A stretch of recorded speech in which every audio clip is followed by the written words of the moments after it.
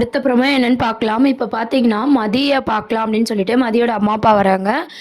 வந்ததும் பார்த்தீங்கன்னா, மதி வந்து ரொம்பவே சந்தோஷப்படுறாங்க. ராஜலட்சுமி பார்த்தீங்கன்னா, இதுதான் சாக்குன்னு சொல்லிட்டு, கல்யாணம் வந்து ஏதோ யாரும் எதிர்பார்க்காத மாரி நடந்துருச்சு. ஆனா, அதுக்காக பொண்ண அப்படியே அனுப்பிடுவீங்களா? அப்படின்ற மாரி கேட்குறாங்க. இத கேட்டதும் மதி வந்து ரொம்பவே கோவப்படுறாங்க. மதி கோவப்படுறத பார்த்துட்டு, மலர் வந்து "இரு, அமைதியா இரு, நம்ம பேசிக்கலாம்" அப்படின்ற மாரி சொல்றாங்க. "நகைலாம் போடலையா? எவ்வளோ போடுறதா இருக்கீங்க?" அப்படின்ற மாரி கேட்குறாங்க. உடனே மலரும் பார்த்தீங்கன்னா, இப்போ எதுக்குத்த இதெல்லாம் கேட்டுட்ருக்கீங்க அப்படின்ற மாதிரி கேட்கும்போது, உன்ன மாதிரி அவளும் வந்துட்டான்னு நினைக்க முடியாதுல்ல அப்படின்ற மாதிரி சொல்கிறாங்க. நான் தான் வேலைக்கு போகிறேன்ல, அது போதாது அவங்களுக்கு அப்படின்னு சொல்லி மதி வந்து ரொம்ப கோவமாக பேசிகிட்டு இருக்காங்க.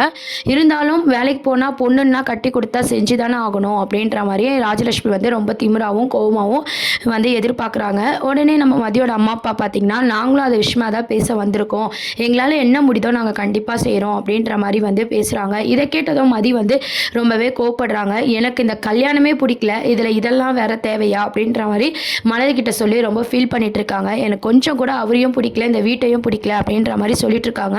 எல்லாம் போக போக மாறுமா அப்படின்ற மாதிரி மலரும் வந்து சமாதானப்படுத்துகிறாங்க. அதுக்கப்புறம் பாக்கியராஜ் கிட்ட இந்த நடந்த விஷயத்தெல்லாம் சொல்கிறாங்க. இந்த மாதிரி அடிக்கடி என்னையும் வந்து குத்தி காட்டி பேசுகிறாங்க அப்படின்ற மாதிரி சொல்லும்போது பார்த்தீங்கன்னா, கொஞ்சம் அட்ஜஸ்ட் பண்ணிட்டு இரு, என்ன பண்ணுறது அப்படின்ற மாதிரி பாக்கியராஜும் அட்வைஸ் பண்ணுறாரு. இப்போ வந்து மதிக்கு அவங்க வீட்டில் என்ன செய்வாங்க அப்படின்ற மாதிரி ராஜலட்சுமி வந்து எதிர்பார்க்குறாங்க. இந்த விஷயம் சுரேஷ் கிட்ட போனதும் சுரேஷ் எதனா எதிர்ப்பு தெரிவிப்பார் அப்படின்னு சொல்லி மதி வந்து யோசிக்கிறாங்க. ஆனாலும் பார்த்தீங்கன்னா அவர் சைலண்ட்டாக இருக்காரு. இன்னும் மதிக்கு பார்த்தீங்கன்னா சுரேஷ் மேலே இருந்த அபிப்பிராயம் வந்து கம்மியாகிக்கிட்டே போகுது. ஏற்கனவே பார்த்தீங்கன்னா 2 பேருக்கும் ஒத்து போகலை. இன்னும் நகையெல்லாம் கேட்கும்போது பார்த்தீங்கன்னா சுரேஷுக்கும் இதில் சம்மந்தம் இருக்குது அப்படின்ற மாதிரி வந்து மதி வந்து யோசிக்க போகிறாங்க.